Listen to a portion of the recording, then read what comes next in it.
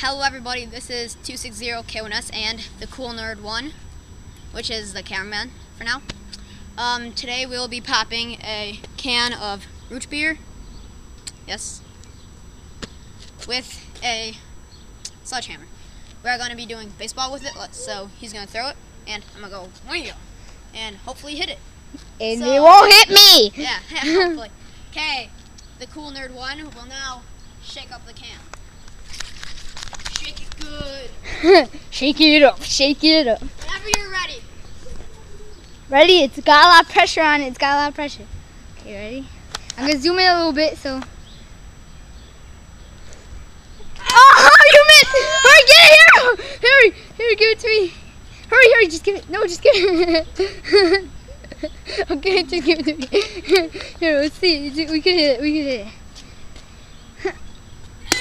Oh! Darn it! Here, give it to me. Pretty good root beer. Give it to me, give it. Now throw it. That's why we don't use barks.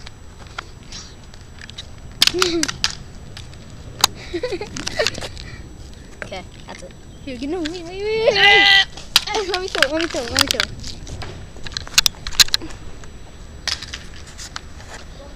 Bye.